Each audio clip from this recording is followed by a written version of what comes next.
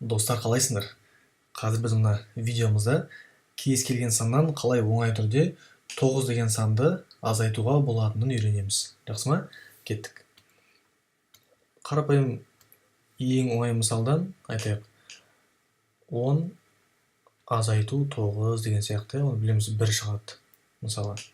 Ал енді бұдан кішкене күрделірек 14, 18, 34, 45 деген сандар келсе, қалай оңай түрде ойланбай-ақ, көп созбай-ақ жауап беруге болатынын қарастырайық. Мысалы, оңайдан бастайық. 14 деген сан болсын. Одан 9 азайту үшін қарағандай қызық бір әдіс қолданамыз. Бұл жерде азайтқан кезде мына екінші сан бар ғой, 4 деген. Мына 4 деген сан жоғары бір сатыға көтеріледі, бір санға, ал бір санымыз мына алдындағы, яғни бір санға төмен түседі. Сонда не болады? 4 бір сатыға көтерілсе, ол неше болады? Ол бізде 5 болады. 5 болады.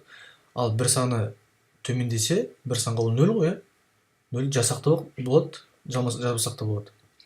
Сонда 5 шығады екен. Шынымен де өте қызықты әдіс деп ойлаймын меніңше. Тағы да айтайық. 17 болсын. Азайту 9. Мына 7 бір санға көтеріледі.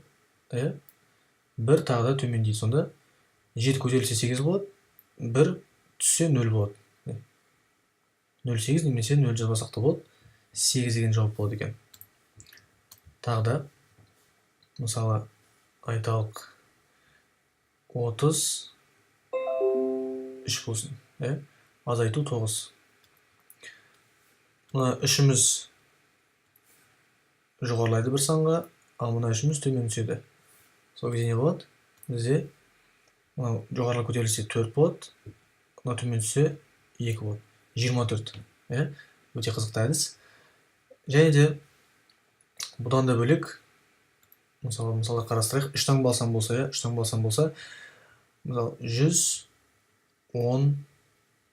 болсын. Енді бұл жерде өздерің біліп тұрғандай, 115 деген 3 таңба алсаң келген кезде, мына 100-дігіне ештеңе болмайды. Себебі біз 9 деген санды алып тұрмыз ғой, ал 9 ол бір таңба алсан.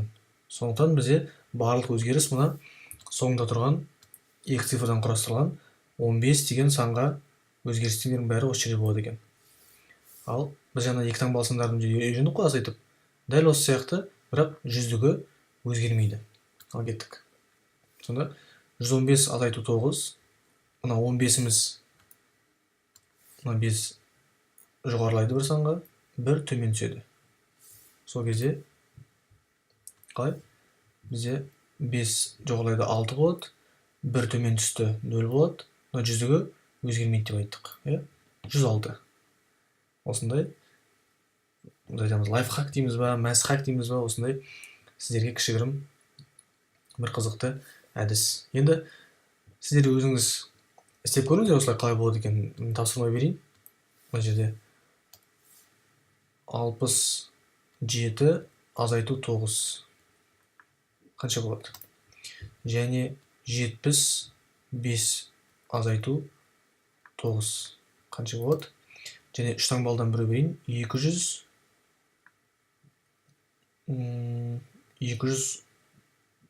болсын, 210 болсын. Азайту 9. Енді кішкене қиындатайық. 324 болсын. Азайту 9. Тең болады қанша?